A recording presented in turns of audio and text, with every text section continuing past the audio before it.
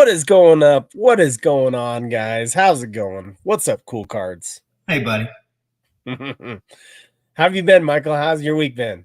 It's been really awesome, man. I got to take off today and hang out and open some boxes and look at cards. And so it's been a really good day today, man. Seriously. Yeah, my week's been busy with sports. Got football and soccer. So we've just been going this way and that. I didn't make the Marvel Roundtable on Wednesday, which is fine. I try to make that, but just sports get in the way, and it's all good because my kids are loving it. So that's cool, man. But, you got what, 15 boys? How many? I got, that's how many I got. Yeah. Oh, so yeah, that's cool. All right, we ready to do this? All right, here we go. All right, sit back, relax, guys. We'll be back in just real shortly here.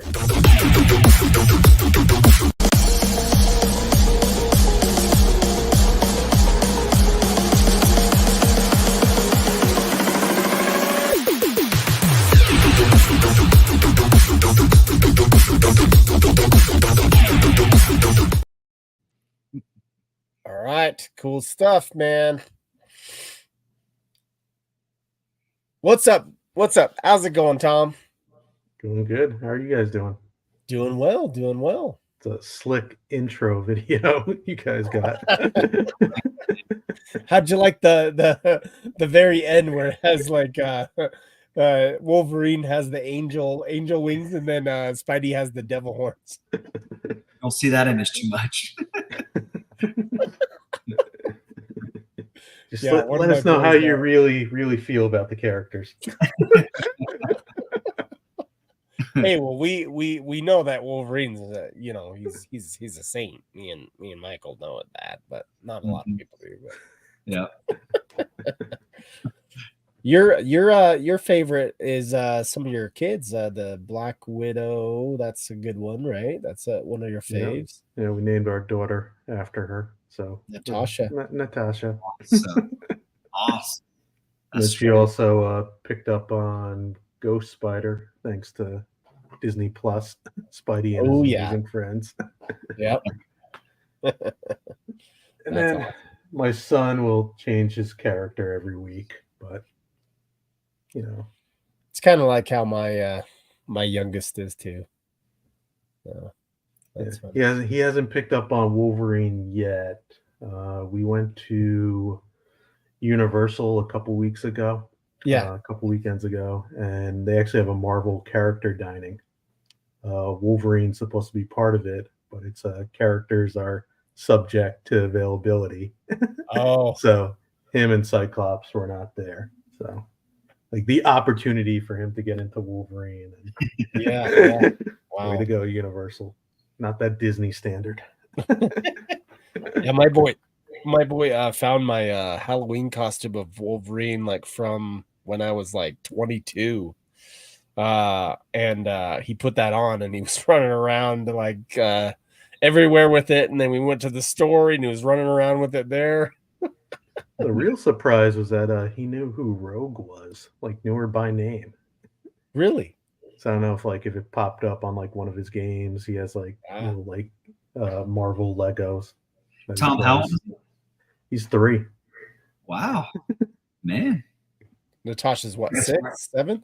Natasha's 4. So they are Irish twins. I did not wait. Okay, all right.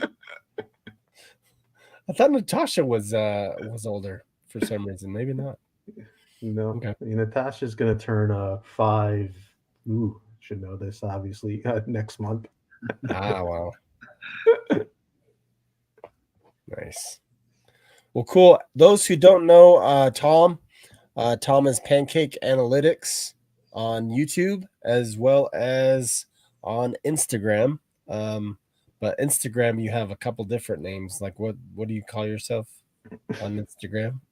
I mean, people just kind of go by Pancake now. Pancake. All right. They say it affectionately. Do you like that little video I made on IG? Yeah, that had me cracking up. I mean, most of your videos had me cracking up anyway, but good. Pancakes in it. It's double involved. Well, like what's funny is Perry Grip. That's who it is. my kids were obsessed with listening to Perry Grip, my younger ones. And they'd always be like, "Hey, Alexa, turn on Perry Grip."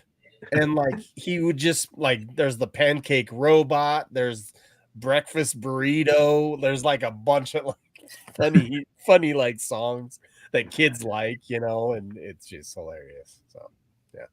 Anywho.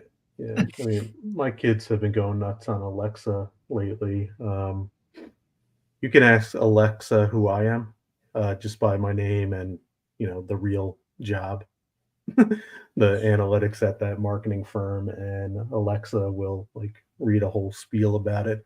So I guess my Really? company probably did like blurbs for different like leaders in the space because it was news to me, and I was like, "Oop, that's accurate. That's not like somebody else." And then one of their uncles is in it too.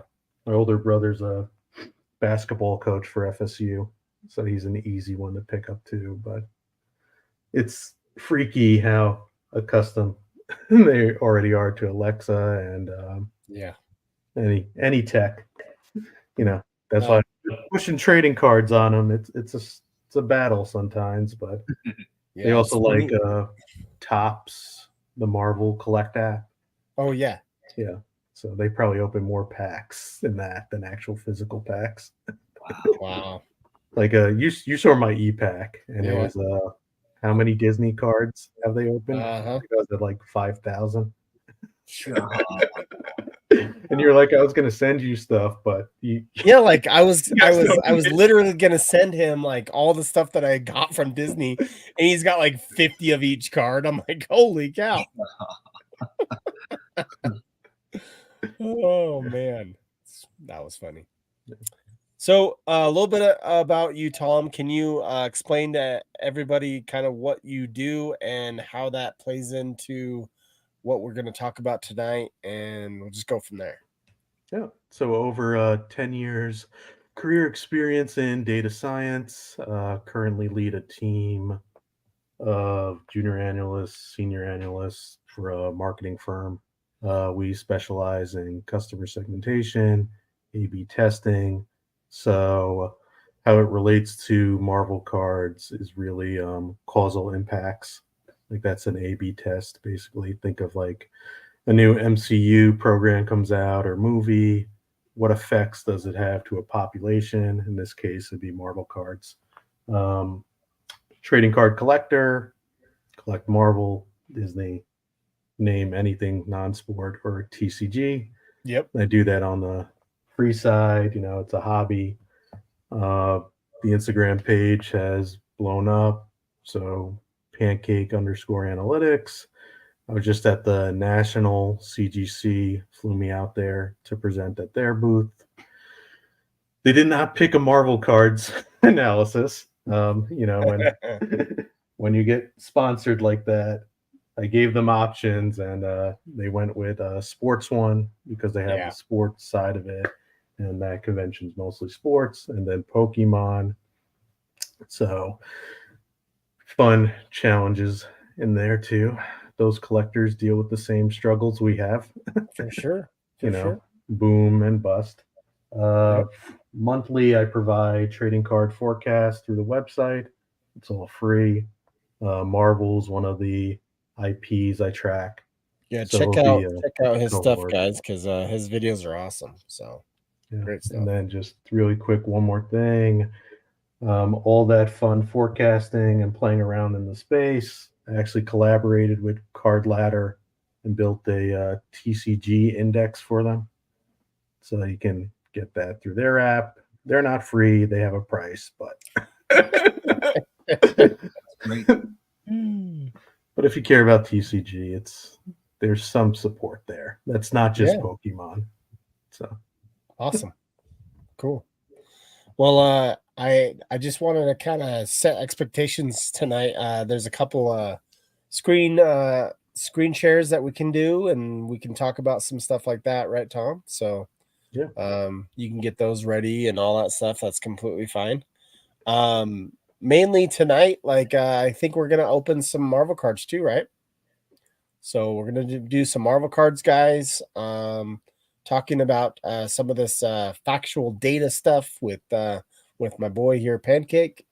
And yeah, so I'm just gonna leave it up to you, Tom, to see what you want to talk about. Now, Michael, is there anything you have any interest in learning tonight as far as this goes, or are you kind of an open mind tonight? I mean, I'm looking forward to learning something, and I think I'd be curious to see like what are the biggest surprises that Tom saw recently. You know, like what jumped out to him. But I'm looking forward to learning some stats, man. I mean, Yeah. we don't take the time sometimes to sit down and do this. So I'm glad he does that. You know. Yeah. I appreciate it. Yeah. It's uploading right now. I apologize. It's like a 30 slide deck. 30 slide deck. We won't go through all like 30 slides. But once it's fully uploaded, it's a MCU impact analysis. So it's kind of a little bit of a refresh. So what I previously did was I think I went all the way through the No Way Home trailer. Okay. Yep. And what it does is it's a causal time series, and it'll look at, so it's a model. It'll look at, say, when a trailer's released, a show starts, what happens 30 days before, 30 days after, 60 days after to Marvel trading cards. And then it compares it against my favorite control group for Marvel cards, which is Impel 90. Yeah. So the reason for that is if you're a new collector to Marvel, usually that's your first adoption into Marvel cards. A lot of people in our demographic, it's like, ooh, that's the set they're nostalgic with. I know me, Josh, maybe Mike as well. We're more closer to Flair. At least I am. And, that means we were a little bit years behind behind the curve in age, but that's the set that resonates with me. But Marvel pops up the Impel set and other analytics apps as well, so it's easier to gather data. Yeah. So we won't go through the agenda. Couple shout outs here. Cafe Chromos is in the house. How's it going, Cafe Chromos? Christopher Andreas, how's it going, man? And we got Vintage Sword Canada. And then RMS Collects just joined us. What's up, RMS? All right. So what are we looking at? All right. So this is just a quick little intro of it. Just trying to let you know I'm not dealing with an Excel sheet. It's a data set. Okay. So analyzed almost 200,000 cards sold, $6.12 million in sales, 34,000 distinct sellers. You can get all this from Terapeak, Query its API. So this is that previous analysis, and what it's telling you that, hey, if you don't control, do an incremental look, you would think, hey, Marvel cards are up 14% thanks to the MCU. Now, when you apply that control group, what a control group will do is, it levels the playing field. Yeah. It'll give you that true lift. So 2% increase. So, and this is leading up to No Way Home. Yeah. We can go into like fun takes about the current MCU when we get to that section. Okay. Just will say it's not as positive as 2% lift. Yeah. When we start showing the phase 4 stuff. Exactly. But this slide just lets you know that, okay, that's talking about everything overall. You can actually run the model for individual MCU events that you care about. So Spider-Man No Way Home, 30 days after it came out, increase of 29% in Spider-Man character-related cards. So we're talking, I looked at Spider-Man, Dr. Octopus, Green Goblin, everybody who popped into that movie. Yeah. Now, it doesn't last because over the next 30 days, it decreases. So that'll happen in any type of marketing analysis. Correct. Nothing goes all the way up to the moon. It's a market. Preaching to the choir here. We learned this lesson already. But what's really interesting is, say, if you support the hobby or you're spending by selling cards you don't need anymore, or if you're looking for cards you want to buy, it kind of gives you windows based off MCU events, right? And these are including raw cards and graded, right? Yeah, Everything? raw, graded. Yep. So the idea is just to get the whole market out there. Yes. Yeah.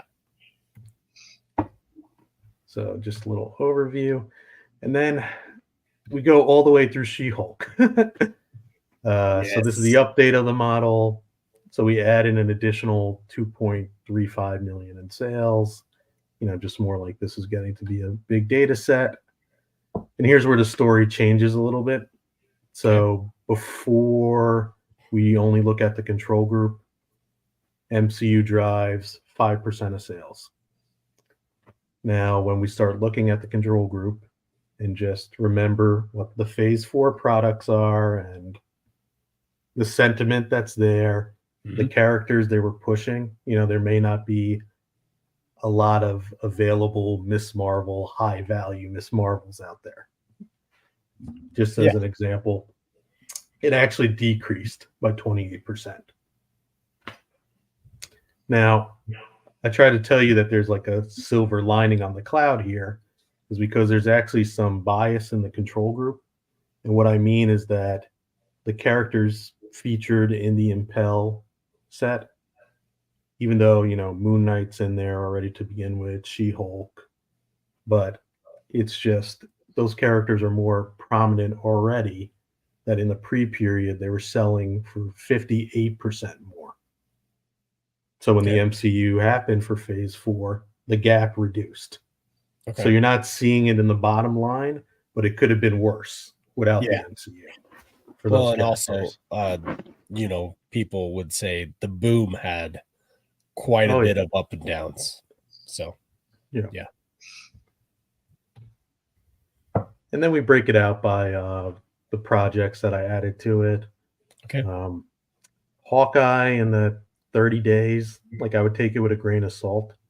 Like in its pre-period, like no one was buying Kate Bishop cards. So we're talking like the average sales was very low. So that 6x more, like the scale was so small to begin with. And you can see it corrects itself over the next 30 days. Yeah. So the interesting piece of this, I don't have a visual of it, but Moon Knight in each period actually increased. So that down 45% was just the previous period he was up so high. Okay. But if you graphed it over time, it looks like he's doing a steady growth. I had to actually expand it out to 180 days to see Moon Knight start dipping a little bit. So it's like one of those interesting phenomenons. Yeah. Do you have, man, this is so interesting. Thanks again for doing this, man. Do you have, and I'm going to explore your site, but do you have anything over maybe a 5-year span, like longer years? So I don't tend to do the 5-year span. Okay. The only reason for that is that you sacrifice accuracy. Okay. So like even when you check out my site, the first page has embedded forecasts. So you can see like the Marvel detail. I'll show the 5-year actuals. So you can make your own assumptions with the forecast, but I won't forecast it out another 5 years. Sure. Because there's no way it's going to be accurate. Yeah. But you got the past 5 years. You got the past 5. And that's really cool. I can't wait to check that out. That's really cool. Thank you. There's also like the crazier fun side of analytics. There's propensity models. So you can say grab Wolverine in a actual sortable table, search his name, and it'll find a look-alike Marvel character to try and compare him to. Now, I know we're all in agreement. There's no comparison to Wolverine, but statistically, based off of I scraped Contest of Champions data, which I thought was an awesome like metadata that tries to put people on power scales. So you could find like, okay, who's like Wolverine in the game, and then also I added some Twitter polls in there and other ancillary data. Just real quick, we got a couple people that joined. Derpa Derpa Doo, what's up, Betty? And we got Martin, Destructive Collector. So good to have you guys. Welcome aboard. So here's a fun one. And Josh was the inspiration here. We talked about it a little bit. Yes. Awesome. So this is just what could be the assumptions and expectations of what's going to happen to Wolverine's cards as a whole once Deadpool 3 comes out. So I don't want to spoil another analysis that hasn't been released on YouTube yet, but I've already released it on my website, so we can talk about it here. Yep. If you remember, Spidey Hits did a survey of his followers, like, ooh, what are the top 10 collectibles? RSM, who's actually in the chat, he was involved in it too when it came to like appending the sales data. Okay. So Spidey, RSM, myself, and Sketch Card Hive combined forces. I added more modeling at the end of it. RSM got the core KPIs that we were going to model on, and Wolverine, statistically, according to data science, is the top 2 character.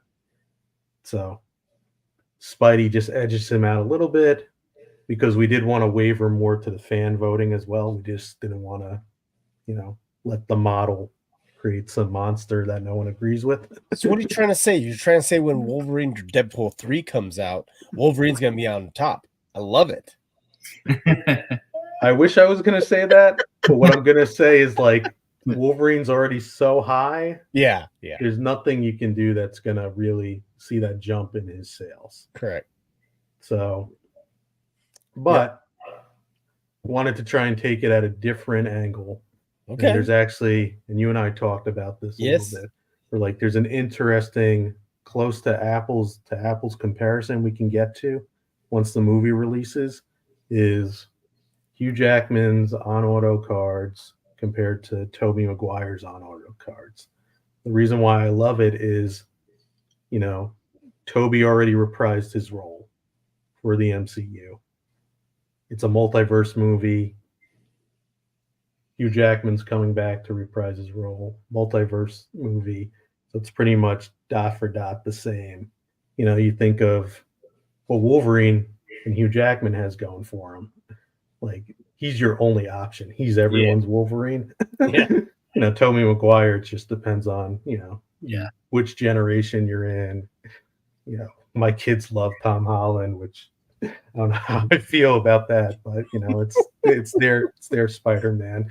They were calling Toby to me when we saw No Way Home, like, oh, that's the chubby old Spider-Man. I was like, that's why I relate to him even more now. Oh gosh. Yeah. But so you can make some assumptions and compare the two once the movie comes out and see, who incrementally comes up on top.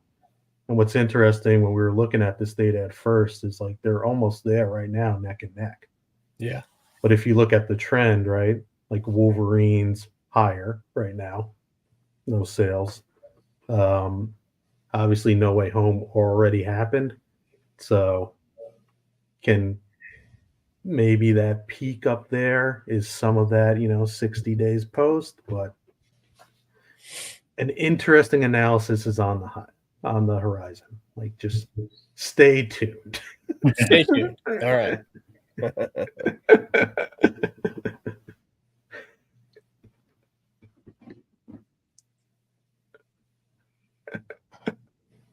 Nice. See, relating to the bad back Spider-Man. Yeah. That's I had to, take a Tylenol after sitting in the movie theater too long.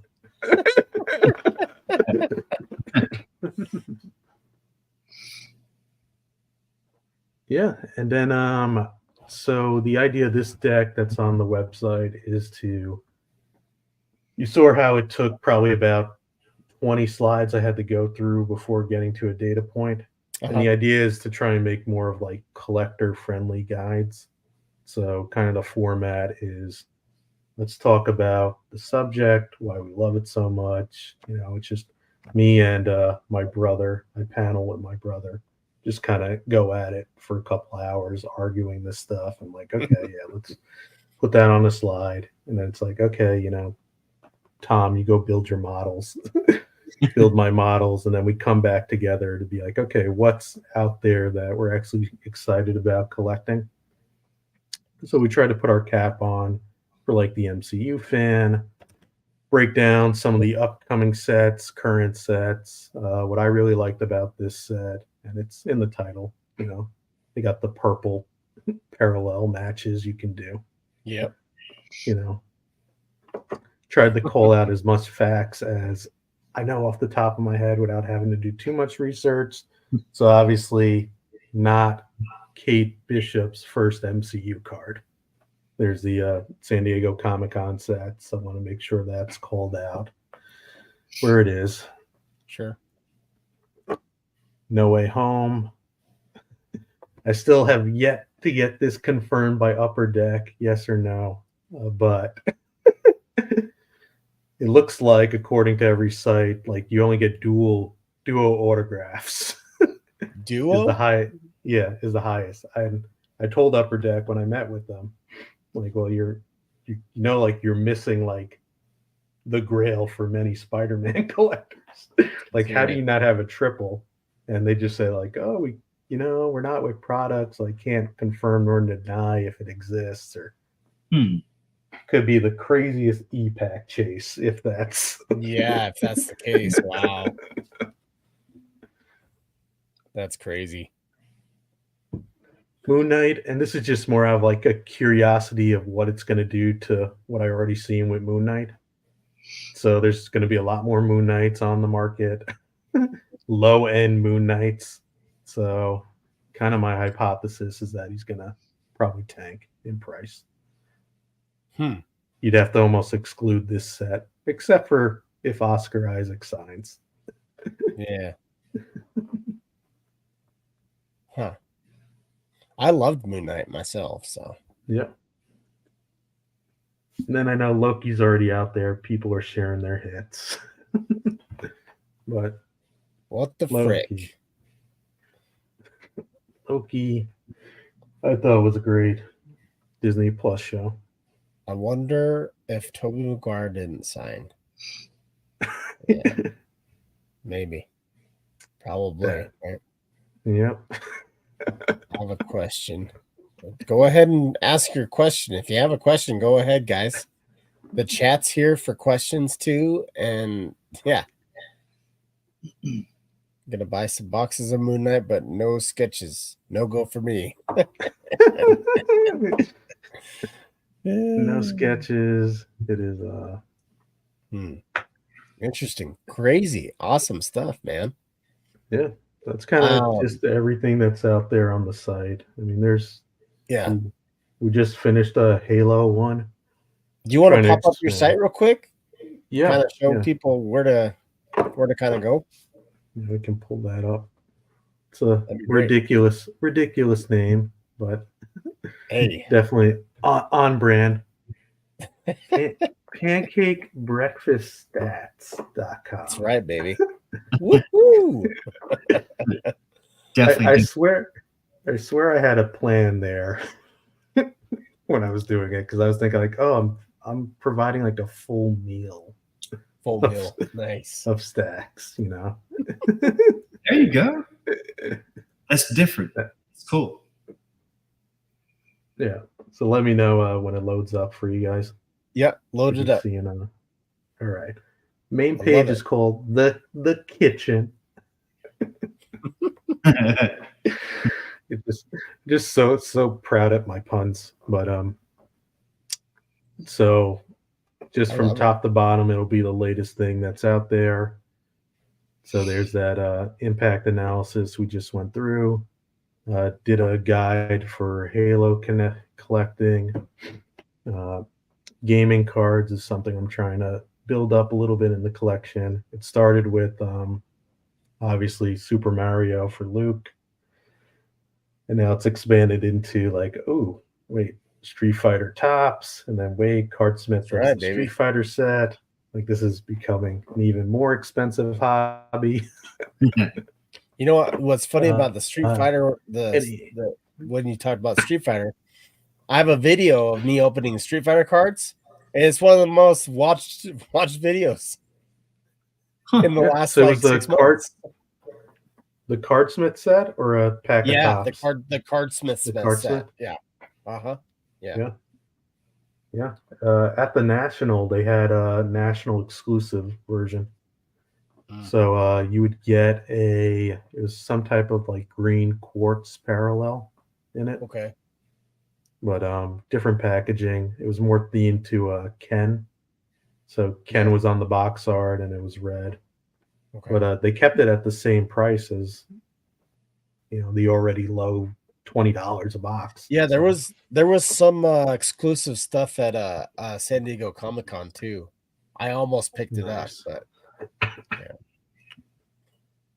But Street Fighter, like the similarities to collecting it with Marvel is so character dependent. I got lucky. I pulled an Onyx, a 101, and it was Balrog. So at least somebody from Street Fighter 2. Yeah. But if it would have been like from one of the modern games, like I'd be fish out of water. like what did I pull? But yeah. So I try to put links to the YouTube box openings. This right here is a new opportunity I had. This app platform company, Uptime, reached out to me. They are backed by the founder of YouTube. And what they do is they create 5-minute hacks. So I'm their first analytics hack that's out there. So pretty much you can go through what we just went through.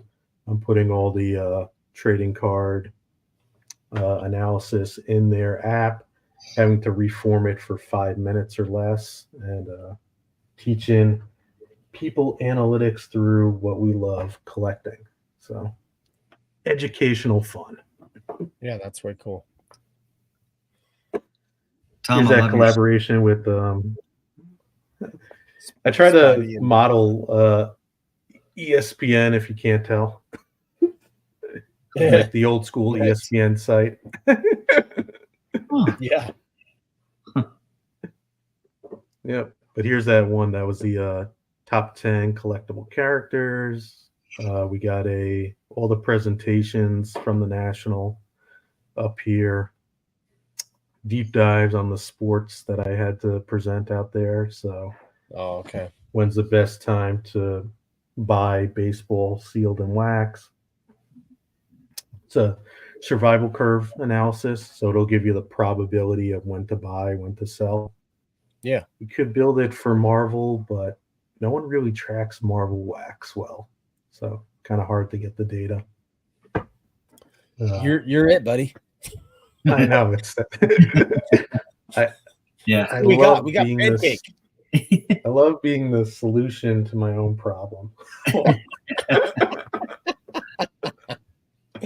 Oh man. Football. And then we got Pokemon, baby. Pokemon, more Marvel. And then here's the embedded graphs that I was talking about.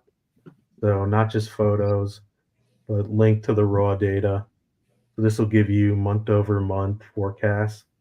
So this is saying for October 2023, Marvel cards as a whole, you can expect it to be up almost 40% compared to September. So, okay. Cool. We look it out year over year. Then we look out 2 years. It's got Marvel up at about 3%. Now let me get you to the actual 5-year view that I was mentioning.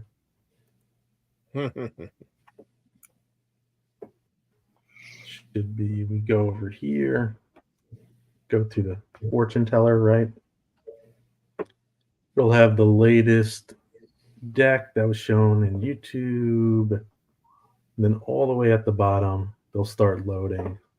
You'll get to see the detail graphs. When's your next deck coming If it out ever again? loads. Everyone who's watching, stop going to the website. That'll be, oh man, if I can get to it tomorrow. I tried to do it, what is it? First week of the month.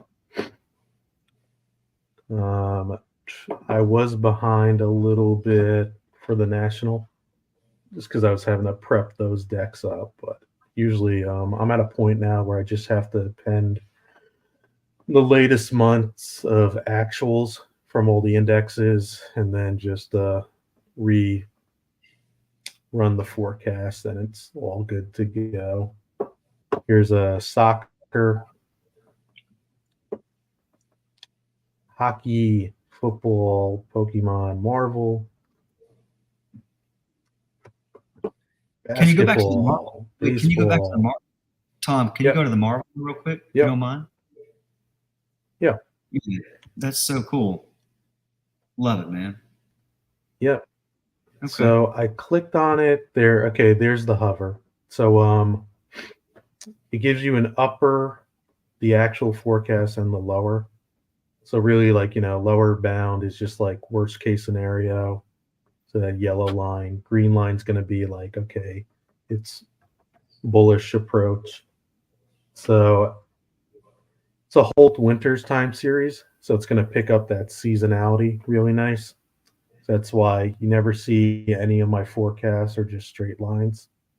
It's just picking up all those seasonal trends. Now, this is where we're talking about, like, okay, if you blow up the data, what does it look like? I like to look at it as like, okay, get rid of the boom. Yeah. Just kind of do like a straight line from here to there. Like, you're still up. Yeah. And it's like natural growth. So you can almost do that with everyone. Baseball is typically like the safest because it's like, hey, first trading cards ever, but you can see they're finally starting to dip.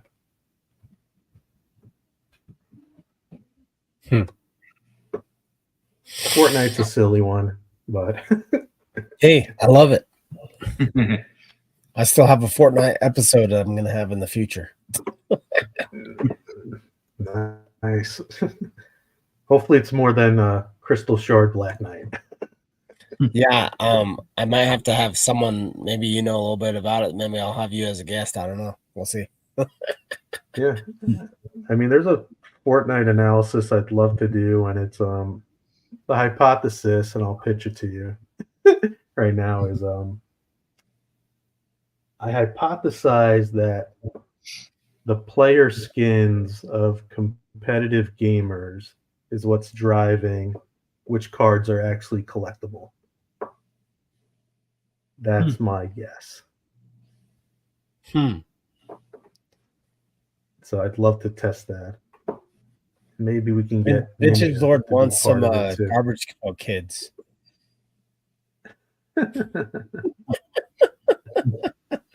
Garbage Pail Kid cards, go. Nice. I would not touch that. So I do have an MCU set if you want to just start ripping. Let's rip it. Let's rip it. Open. Yes. So this is, and let me add the. Is that the one you showed me earlier? Yep. Okay. Cool. This is going to be. Jordan, reach out to me. We'll set something up. I'll open my Fortnite box with you. All right. This is called the Infinity Saga by Topps Hero Attacks. It's a trading card game. This was a limited set in India. And this is called a Bazanga pack. I want to see these. Now there was Bazanga stuff that was actually X-Men as well, wasn't there? Oh yeah. They do comic sets as well, but it comes with a binder ready to throw it in. This is covering the entire Infinity Saga. favorite part is it gives you a checklist in here as well. This is the game mat, which is also a checklist. So you can see it's not really screen grabs. Like they're grabbing like the marketing material, clearing out the backgrounds. There are superstar foil cards, limited edition cards. Because we got the Bazanga, it should come with a limited edition pack. Awful packing. Yeah. As you can see, it's all over the place a little bit. But it's gonna be really funny if they gypped me of that limited edition pack. But the limited edition cards is actually duos, combos. So one of the limited edition cards has Robert Downey Jr. and Tom Holland on it. So Iron Man and Spider-Man. Okay. So I'm not sure, like, I'd have to research more on MCU sets, but I think that might be the only card where both of them are on it together. I'm sure there's like Panini stickers where they're on it together for like Homecoming and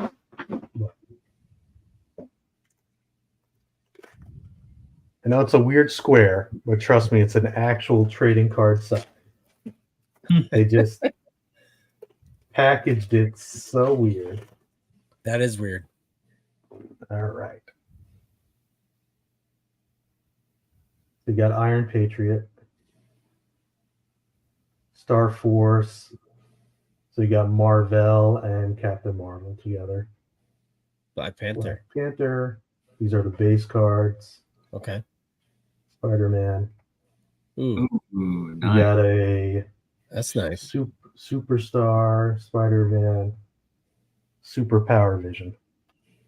That's a good. Now, when I was telling Josh about my first interaction with this set was, I was just looking for like a cheap product to open with the kids. Yeah. I actually ended up getting spoiled on No Way Home because this set also has Tom Hardy's Venom in it. It has the Into the Spider-Verse, and it's all licensed. It's a licensed set. It's got the Infinity Saga logos with it too.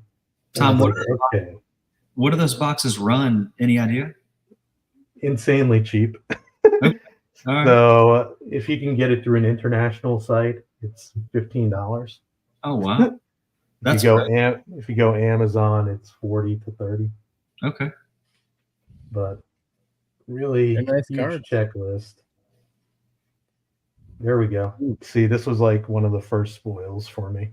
Yeah. Really? That's Wow. See, so let me show you. Cool. It's Into the Spider-Verse. It'll say on the back. really. It says it on the checklist. Okay. That is so Miles from that movie. And you got Rocket Raccoon. And Rocket. Nice. Those are nice. I like the inserts in them. Yeah. So because it was so cheap, I was just buying like almost cases of it at a time from Amazon. And Ghost Spider's in the set. Oh. We didn't get her until the last box we opened, last pack, and Wow. Natasha pulled it. So that was a good moment for her. That was awesome. That's awesome. Spider-Man in his upgraded suit.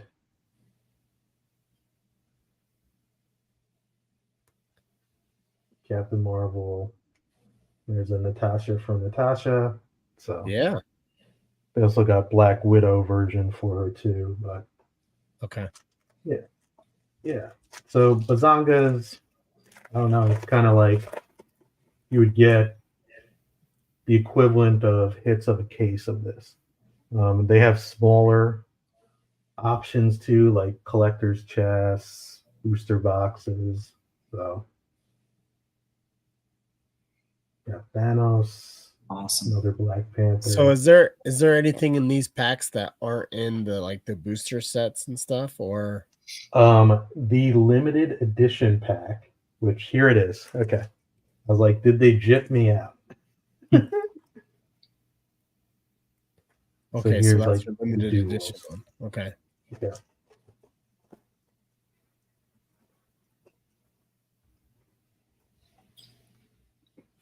So you got Thor and Loki. So they're all holofoil. That's cool. Derpa There's derpa that doo, card I he was says. talking about. I'm looking forward to seeing what future sets Finding a Unicorn is going to put out. Talking a few sketch card artists. It's been better work experience and better pay. Yeah, Finding Unicorn, I'm kind of upset I haven't picked up any of those yet. My supplier who got me the Disney set, the Kakao Phantom, Yeah. like he told me, oh, he can get it for me at cost, and he went through it, and I was like, oh, it kind of looks like it's got some black diamond type inserts, and he didn't really have enough information for me to like pull the trigger on it. But now I see everyone else opening it. I'm just like, oops. Yeah. Should have participated. A Falcon, Gamora. Nice. So Topps Attack released a new set that does have Wolverine in it. It's got more parallels as well, more limited stuff. It does a collector's type series and comic book art they introduced too. So that's on the Topps digital platform, or that's on Nope. the new Hero Attacks? Physical trading cards. Yep. Okay. New Topps Attack. So that's what we need to get there, Michael, is the new Topps Attack with Wolverine. No, 100%. Yeah. I know what I'm doing whenever we're done tonight. Yeah. Get those boxes for us, Michael, so we can open them. A couple of them. Yeah. Yep. So keep in mind, this set came out before No Way Home. So you're pulling cards like this in it. Really? Wow. And at the time when I'm pulling it, like, I don't know what that is. Yeah.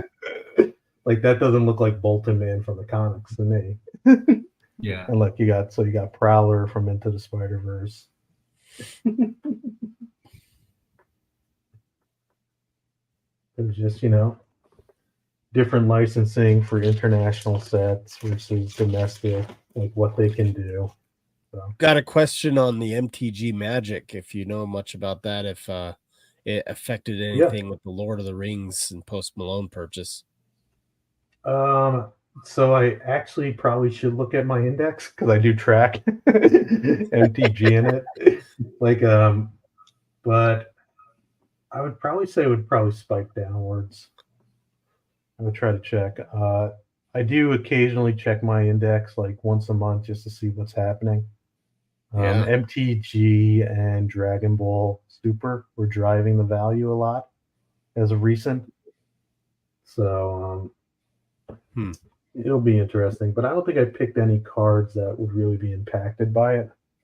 Yeah. Unless, Posty's going nuts and trying to fill his collection Aoki style. Yeah. Well, look at this. You see, you got Night Monkey. Oh wow. That's funny. That's my top PC. Keep it aside. There. Night Monkey. Give me some more Night Monkey. Derpa Doo has a question for us, Michael. Do you want to answer that? I would need to know about how much a case would be to really truthfully answer that. But off the top of my head, like 100? No, I don't know. I don't know. Definitely a few cases for sure. I'll go at least one case I'm gonna be shooting for. So. Yeah. I mean, that could be a big range in price. Who knows, right? Yeah. Yeah. So what are the two of you expecting from that set? Do you think it's going to be like an anthology? Have they given anything away from that? Alls I know from some inside info from some people of my circles is it's going to be original art stuff. So okay, it'll be like Fleur Ultra Avengers with original art. Okay, so cool. Looking forward to that. Ghost.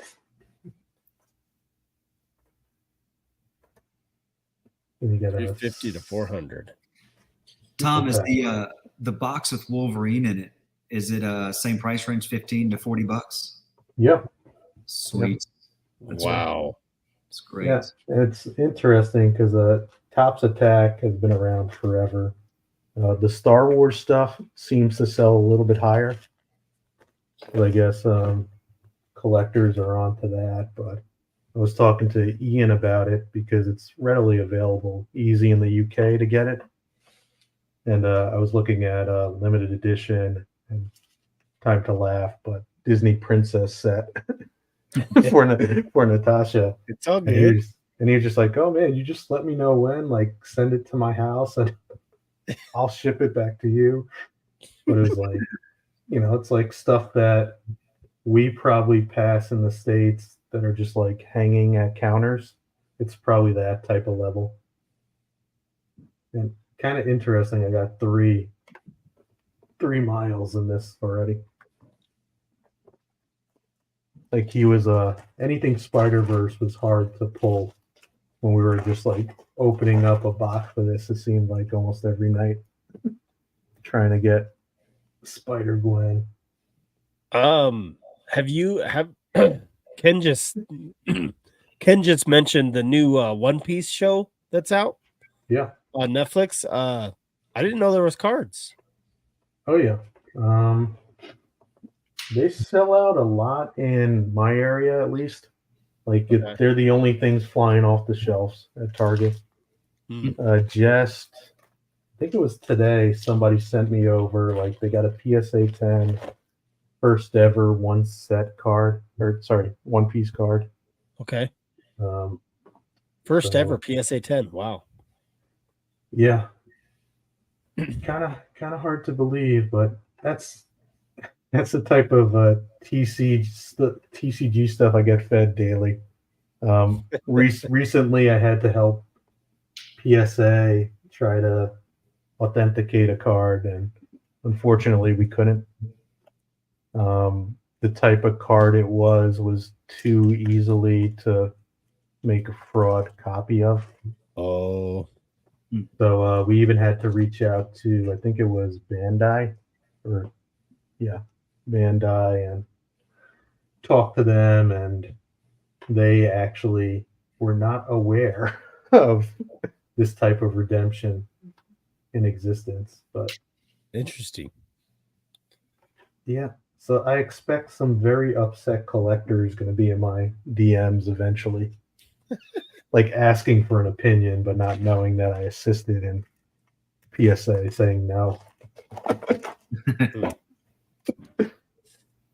Well, but I mean, that type of, ooh, look, another one for the PC. In action, Night Monkey. Night Monkey in action. There we go. Michael, you got to pay a premium for that one. That looked like a Gem Mint 95. Name your price. Name your price.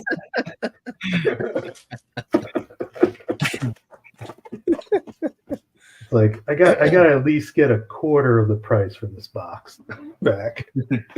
$2. You think with Night Monkey, the name Night Monkey, he'd be a little hairier though, you know? Yeah. Yeah. I need my guys hairy.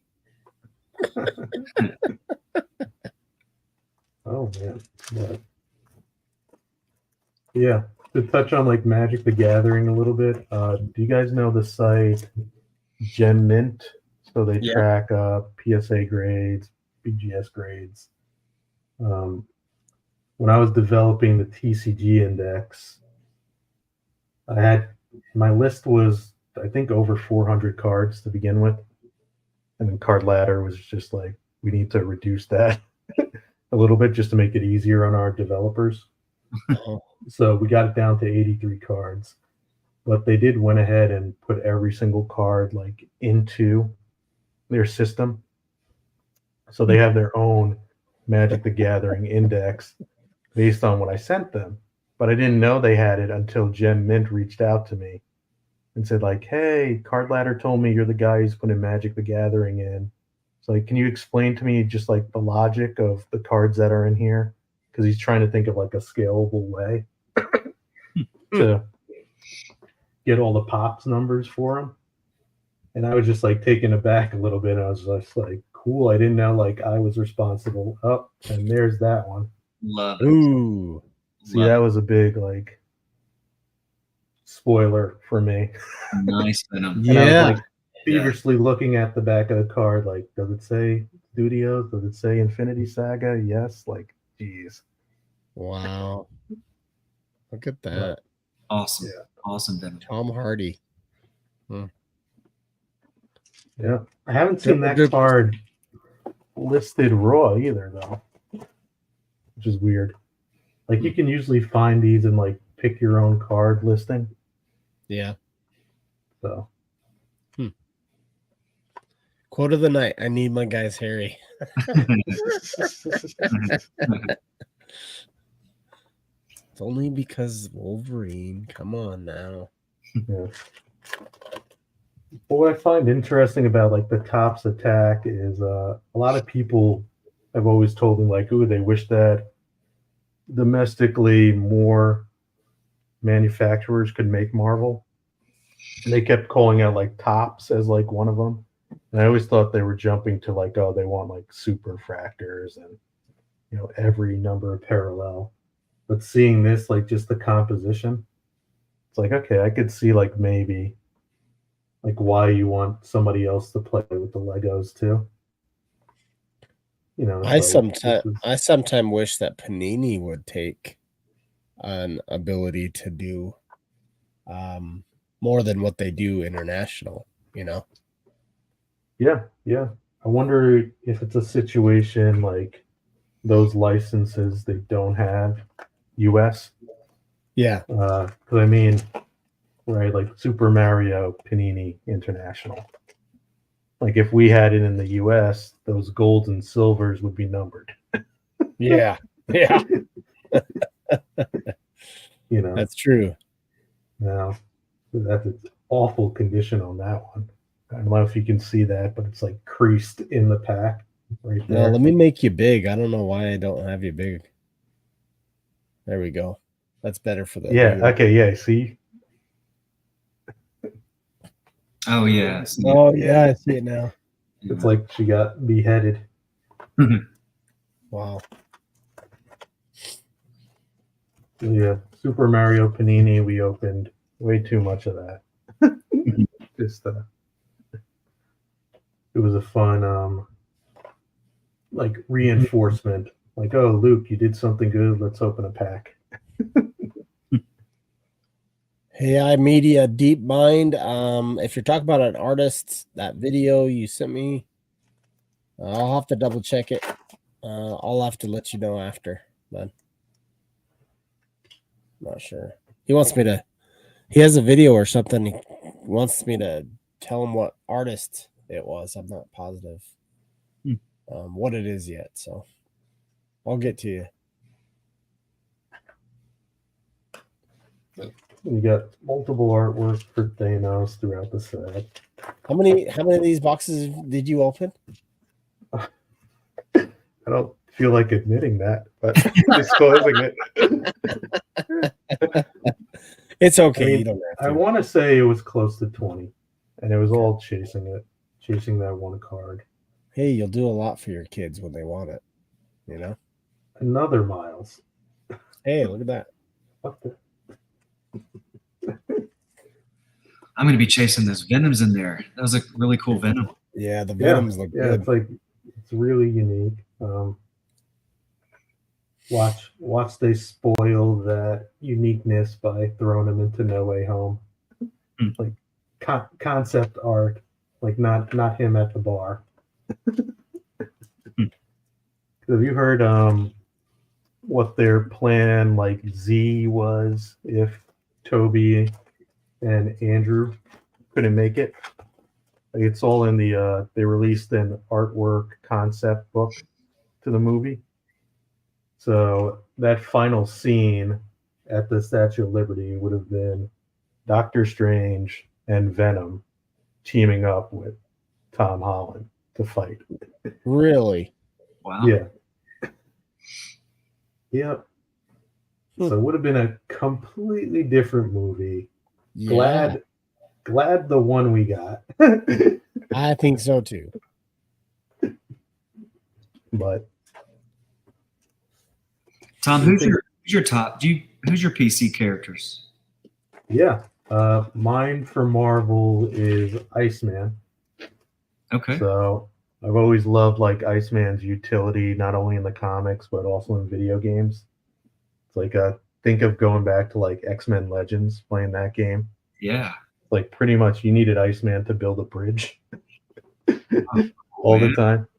You know, in the comics, I always liked that they would always play on the fact that like, ooh, he really never met his potential power wise. So like just like untapped. And you know, I'm not a Christmas baby, but born December 28th. So growing up in Brooklyn, it was just all snow around my birthday. So. Yeah. I'm a Plus, December baby too. I am one of 6 children. 4. So my parents went 5 boys and then 1 girl. So when we would play on the streets, you know, X-Men with each other, I am a very like type B, type C personality. So it's like, okay, my older brother would pick Wolverine, my neighbor would pick Colossus. And it's like, okay, no one's gonna pick Iceman. What's funny is my cousin would do the same thing, me and my cousin, and he would always say he's Wolverine. And I'm like, dang it, I want to be Wolverine. And I'm just like, fine, I'm Morph. And I would just be like, Morph, and I could be anybody. So here's like another hilarious cost-saving moment for Tom. Like if I would have just opened this box only, right? We've gotten 4 miles, the Tom Hardy Venom. Yeah. And right on the front is the... Oh my goodness. So she doesn't have any of the foils.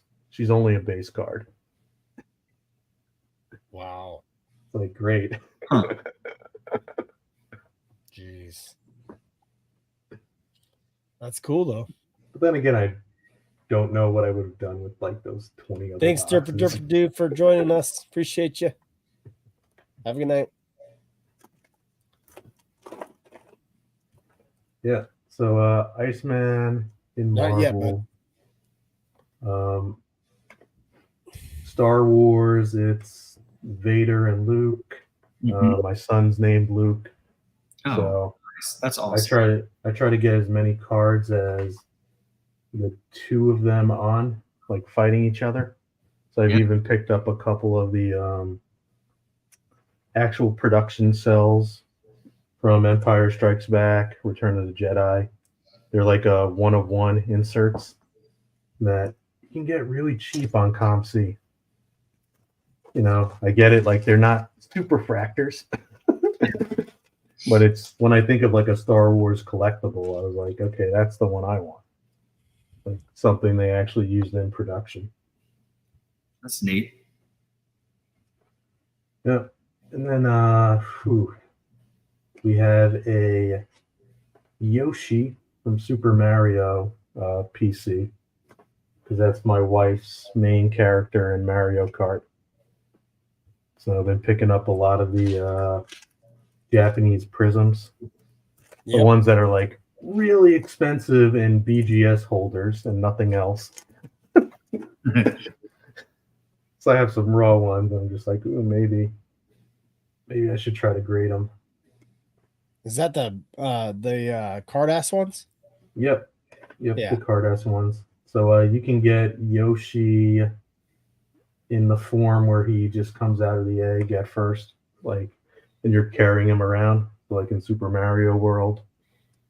You can get Mario riding Yoshi, and then they also have a couple of Mario Kart versions.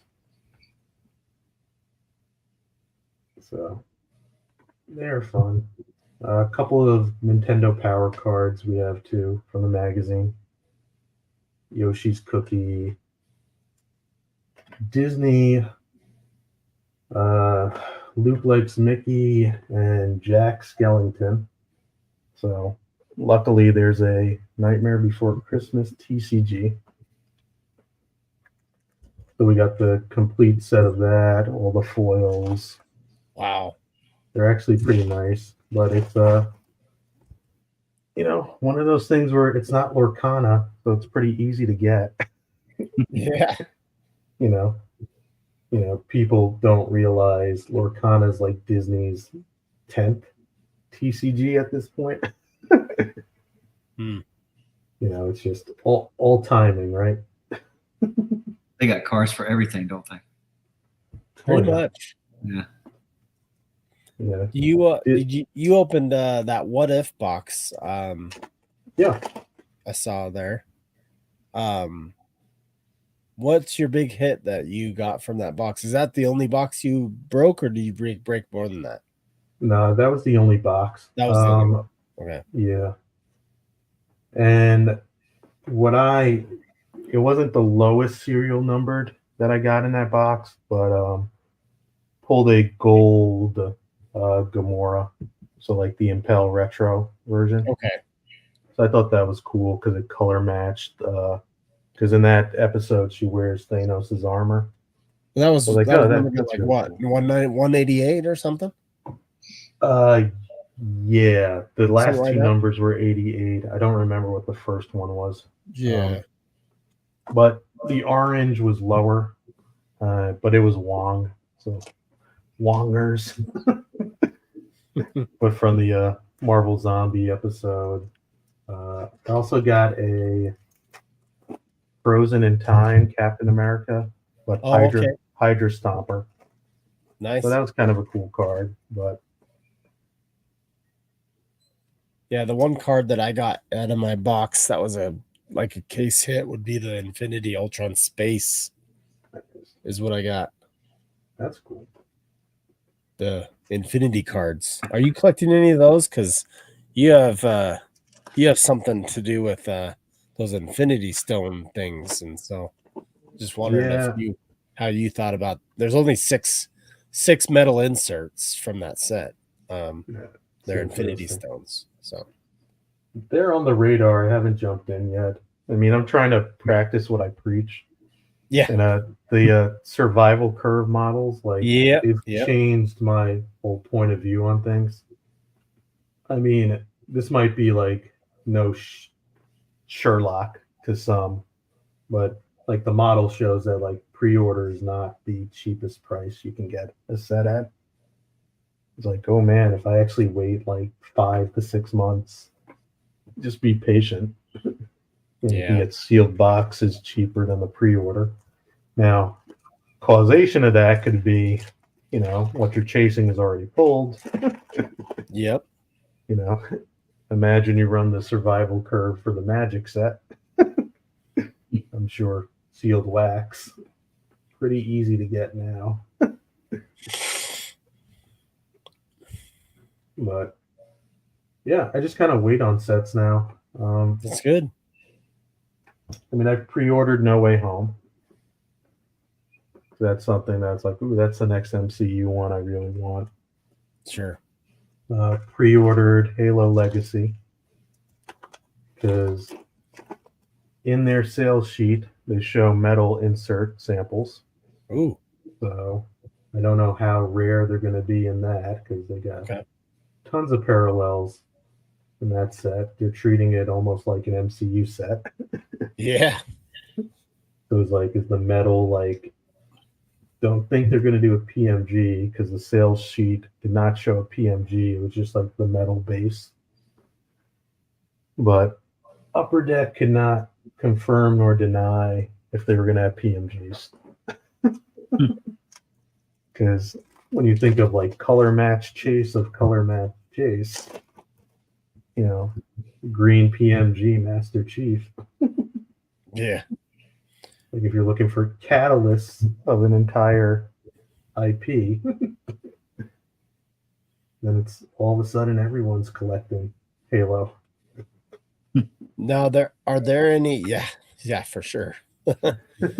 Are there any like stamped cards in this set, like the White Schwartz, or not really? No, not in this one. In the newer set that they just released, they don't have stamped, but they changed the rarity. So there Okay. is a collector's corner, it's called. And so they made them case hits. And they normally would look like, this type of foiling. And it has like a gold type of stamp, but it's not the same as Y Schwartz. But Okay. it'll be a stamp that says like collector on it, I think. Oh, that's cool. And that's the one that with Wolverine in it? Yep, that's the one with Wolverine. I don't know if he made it to the collector's corner though. They Oh, might okay. have put it like really limited characters out there. Okay. But we made it through that box. Awesome. I love it. Impressive. It was actually like 50 some odd packs. That was a great open. Appreciate that. Yeah. I think it's more enjoyable now since there's nothing to spoil. Yeah. You open It's it. just like- When did that come out? That was before No Way Home? Yeah, it was before No Way Home. Let me see what date it says on the pack. Yeah.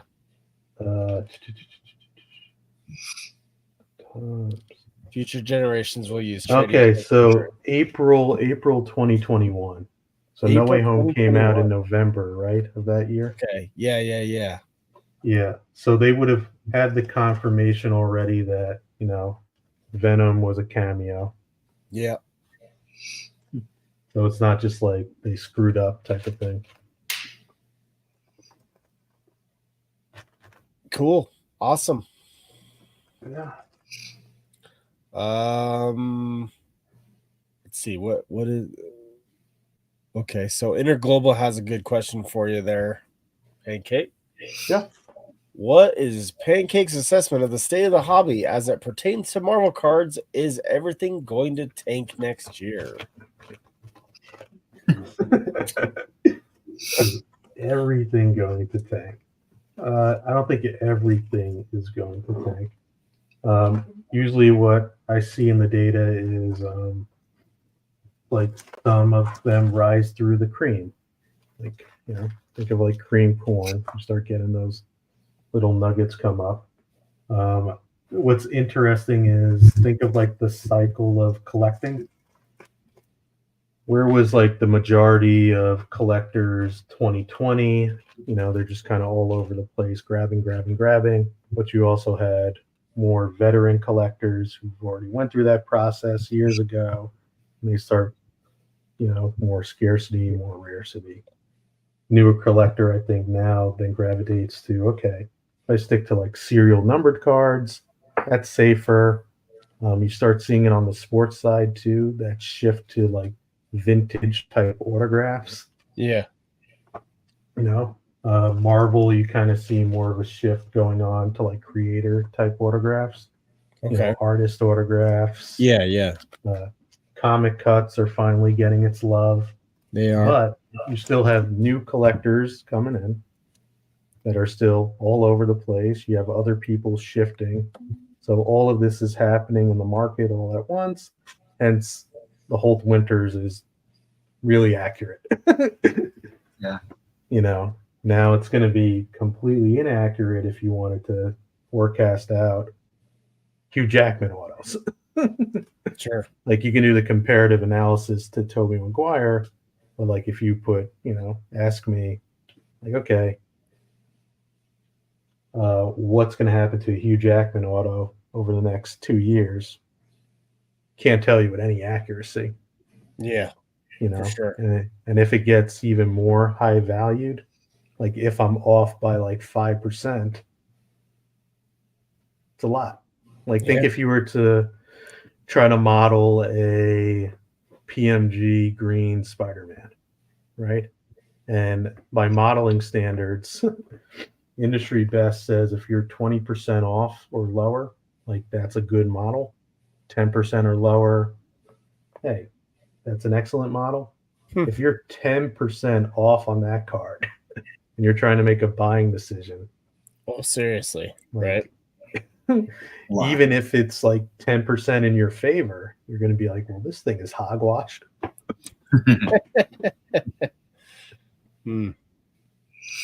That's Yeah. why you just like do a Michael from Cool Cards and just raise all your prices to $10,000, and if they buy it, they buy it. If they don't, it's fine. I want to keep it.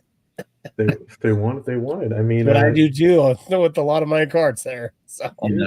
Gary from Pawn Stars, the Pokemon King, Charizard King, he does that too. He's got like a collection of Charizards he's had on eBay forever. I forgot what asking price he has it, but he puts it at what he values it at, and somebody wants it, come and take it. True. But what's interesting about that Marvel question is I get asked that every time I go into my LCS. Really? So my LCS is run by Tampa Bay Card Shop. So okay, Bryant and Anna. Anna is Miss Sports Cards. So a big soccer whatnot breaker. She was on Jeff Wilson's like eBay holiday special. Yep. Yeah. So my LCS is fun. I mean, I love them and they're fun to talk to. It's it's fun, challenging questions out there. Yeah, that's a good time right there. And I tell them all the time, yeah, my opinion has not changed. And I try to tell people that you don't need analytics to collect. You don't need to care if a card's going up or down. Like, it's obviously safer to assume everything's worth nothing. Sure. And if you don't want it in your collection at 0, then don't have it. Well, and I mean, to say, I guess, what did you think about Marvel Masterpieces and stuff like that? I don't know exactly if you, I'm sure you saw content on that. Yeah. What's your take on the new Masterpieces and kind of what the prices came to and all that stuff, and how it was at the very beginning to now? I got priced out of it. I did not buy anything. I still don't have a single card from that set, and it's got Spider-Gwen and Black Widow in it. It's not a knock on the artist. It's not a knock on Upper Deck, but it's the same as to why with Lorcana, I'm just very choosy on which cards I get, because it's just, for me, I can't justify, like, I can put that money towards somewhere else, even like other cards. Even beginnings, what I did was I have one beginnings card, and I wasn't priced out of that, but it was just, I was thinking of like opportunity cost. So I got a Comic Cuts Black Widow, so her first appearance. I was like, I could try chasing something like that. Yeah, that's the 6 panel, right? The 6 panel. No, this one is just the the 1 panel Comic Cut. But, okay, because there's like the 6 fold. Oh no. You're like, if I would have told you that, you'd be they're like numbered to 5. You'd be like, Tom, money is not an object to you. Well, that's why I was like, I wanted to confirm that. like everything you just said is a lie. But yeah, no, masterpiece. I love the artwork. I love the artist. I just we don't have to go into the original art stuff right now. I'm not gonna have you do that. It's just one about masterpieces. So yeah, haven't yet. I mean, I don't know. I still got. There's still EPAC masterpieces. EPAC, you can pick stuff up. So I'd wait for that. Yeah, EPAC, CompC. That's when like you said. That's the smarter move to wait. But we as collectors, we can't wait. We can't wait. You know, like I want. I'll probably just pick the base Black Widow and the base Ghost Spider. Call it a day on CompC. You got another question about what you think about the Comic Cuts. Do you like them? Are they a gimmick long run? No, they're not a gimmick. I like them. And I go to tons of Comic Cons. I see artwork, artists in person, get to meet them, talk to them. Comic cuts, I like it because it's easier to store, easier to put on display. Like to accurately like store comic artwork, you have to treat yourself like you're a museum. Cold storage, it can be in like one of those like really short binder presses, but pretty much you can't expose it to light. Like if you want it to last for a while. Yeah. And that's the reason why I haven't pulled the trigger on. I was looking at original Disney sketches, like Okay. Donald Duck's pretty cheap, and I just was like talking myself out of it. Like that's not something I put on the wall. It's not something I can put in a cube. But I have comic cuts on display in here. It's easier, Yeah. Yeah. you know. For sure. Well, awesome, man. Let's see. We got another one? No. Okay. Sorry, I thought we had another question. Michael, Yes. you've been quiet a little bit. Do you have any questions or anything for our guest Tom? No, I'm listening to him discuss this and just get into these stories, and I just get lost in them, you know. Like, and thanks for the idea, man. I'm gonna definitely buy some boxes of these. These are very inexpensive, and I think it'd be a lot of fun. Yeah. Open, man. I appreciate you doing this and everything you do. Really I mean, cool. I think the sets go all the way back to like 2008, if I'm correct. So it's like it's got a really long history to it.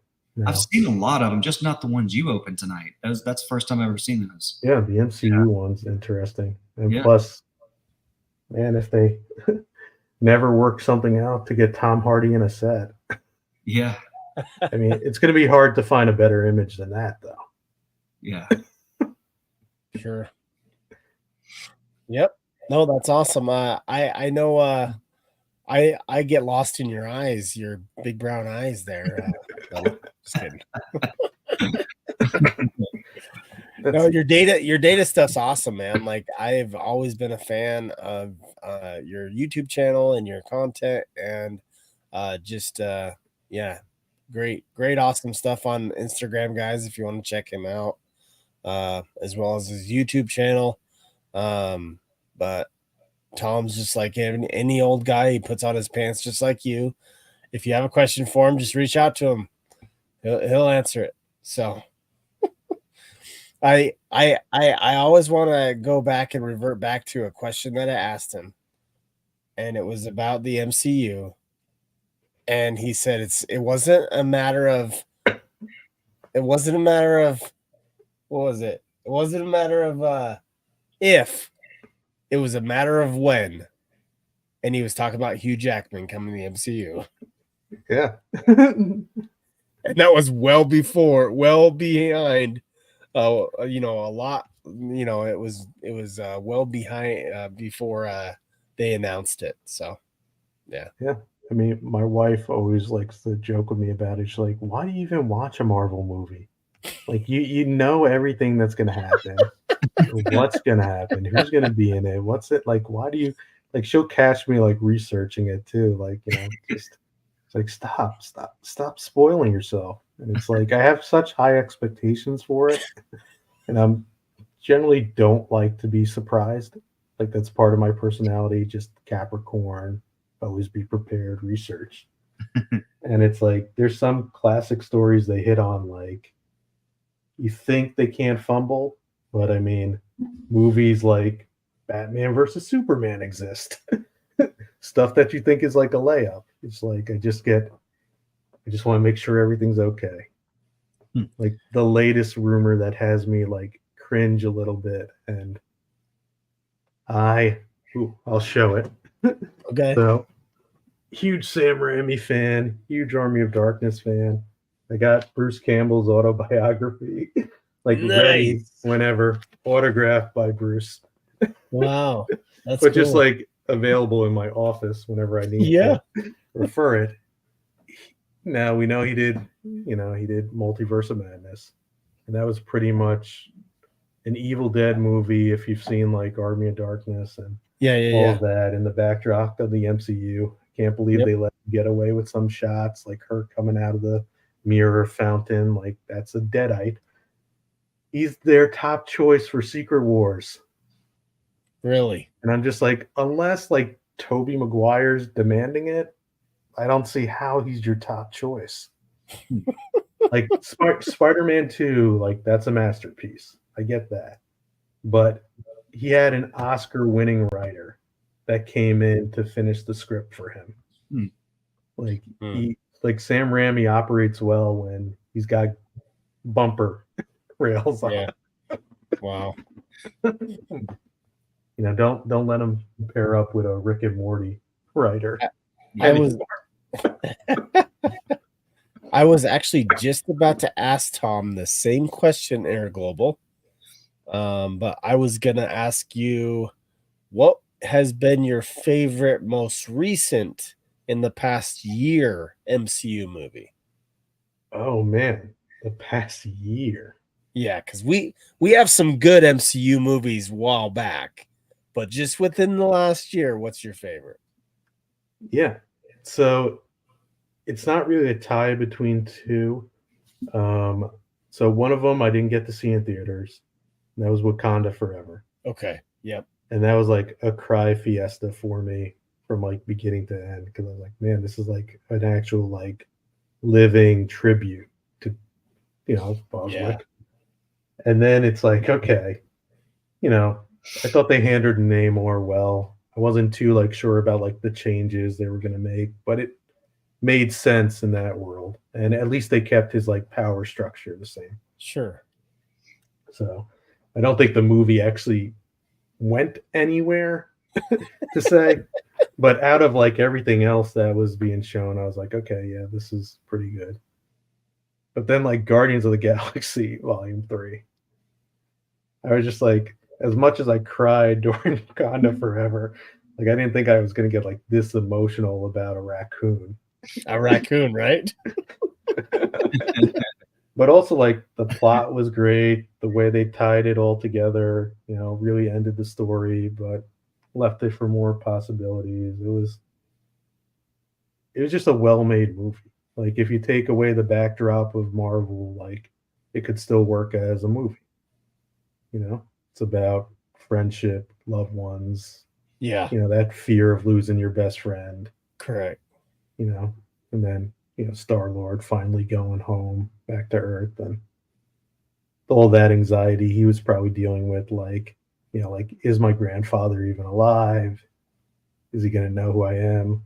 Like that initial, like, he just wanted to kind of go back once the door was opened. It was like, I don't know you. Let me turn around, Yeah. Yeah. So that was my favorite within the past year, but. Okay. And what's your all-time favorite, just to help Interglobal? Yeah. So Civil War. Civil War. Yeah. So Civil War, and the only reason because they nailed Spider-Man's intro. Like I was worried we were going to go through the origin story again, and they kept it simple, sweet, understood that the audience knows who he is. Correct. And just nailed the points, Nice. Awesome. Yeah.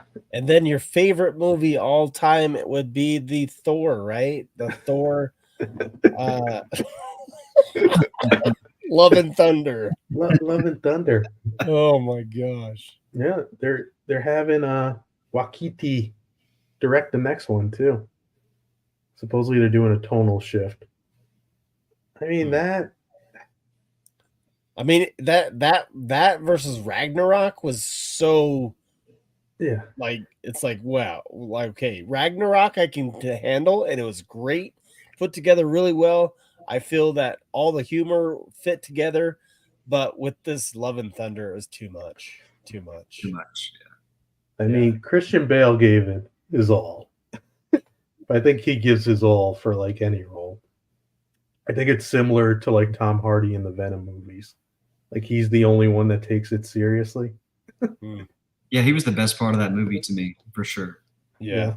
But also I got like just beyond like the silliness of it and the campiness, it's like like, why are you gonna do the, and I'm gonna butcher the name, but Gore's sword, but not have it tied to Null, not have it tied to the symbiote hive, but you have shadow monsters and you don't change their artistic style. Like, come on, it's symbiotes. He's calling symbiotes. Yep. A lot wrong with that one. And you're after No Way Home already. So it's like it's established. It's there. Yeah, no. And someone agreed with you for Guardians, and I would too. Guardians was one of my favorites this past year. I mean, come on. Rocket's first words are hurts. There's a great YouTube channel. It's called Pitch Meetings. What is it? Pitch Meetings. And what is it? It's a channel? Yeah. So this one guy, it's by Screen Crush. And what he does is, like, after movies have been released, he reenacts like what the pitch meeting was to get it sold in between. Oh yeah, I've seen that before. Yeah. Yeah, the one for Volume 3 is great. And I'll he says, have to like, see if I can find that. He says, like, hey, I've developed the perfect formula to make a villain hated by everyone. He's like, okay, lay it to me. And he holds up a piece of paper, and it's like a sketch of a puppy. And then he just starts hitting it in front of him. It's like, you automatically hate him. Yeah. Oh. Spot on the Null reference, for sure. All right, cool. Well, that's all I got for tonight, man. I appreciate you coming on, Pancake. It's always a pleasure. I will have you on again. Yeah, we got to follow up on the Wolverine Spider-Man test. Yeah, for sure. Maybe we'll have you on when we get some of these Hero Attacks new cards that have Wolverine in it. Yeah, that's cool. That. So you also get a really nice, like, jumbo collector version too, and it's like Bazanga pack version. So kind of like in a ETB promotional box of Pokemon. They got the jumbo cards. Okay. So now you got jumbo Marvel cards too. Huh. Have to check it out. We will check it out. Michael's already on eBay looking at it. Yeah, exactly. Right. Hey guys, well, Michael, do you have anything you wanna say, or? Just appreciative to Tom for what you do, man. Love it. Very unique and specialized, obviously. Yeah. Appreciate it. And a lot of people were actually excited about this episode coming up with you, Tom. And like I said, you got awesome factual data behind Marvel cards, and I don't know of any other place that has that other than the stuff that we see put on Card Ladder or anything like that, but that's pretty much from you. So yeah, I got my hands in everything. It's too much at times, but I just want to give back and help out when I can. Well, and that's the thing too, is like you're not just that you're a collector of Marvel cards and Disney and all things collectibles when it comes to what your kids are interested in, and we're always kind of trying to find out if our kids are going to be interested in this in the next generations, and trying to get them into it. And I know I've had my nephew on at times on the Marvel Roundtable, and he's so into it right now. It was like a spitting image of like when I was a kid, like so interested in it, and it's just awesome to see. And my kids, they're okay. One likes soccer cards, and so we've done some soccer together and all that stuff. But and he'll go to Comic Cons with me, like the local Comic Cons here. He'll go with that, like to that with me. But he's not interested in many of the Marvel cards. So conversion rate's kind of hard. It's difficult, especially at Comic Cons. Like yeah. Like you go to a Comic Con, you see all the cosplay, and and you still get taken aback like by how much education you have to do on trading cards. Dude, To seriously. somebody who's like dressed as Deadpool, and you show them like, hey, you know, there's a whole Deadpool set, and they just look at you like, what is that? You know? Yeah. Well, that's funny you say that, because like the very first 2022, when I went to the very first card shows that I went to, people were just amazed with these Marvel cards and all that stuff. And so there's a lot of education.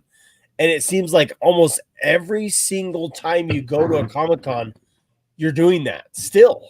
Like, Yep.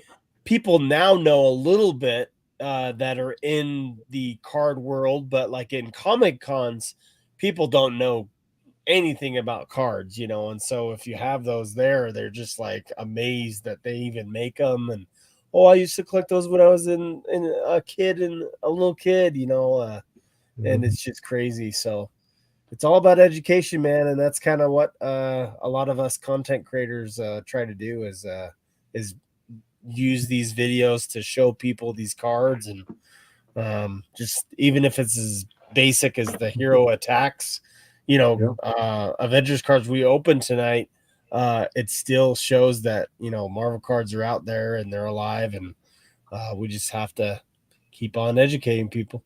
So that's it. Awesome. All right, guys, you guys have a good night, chat, and we'll be talking to you later. And and take care. Have a good weekend. We'll see you.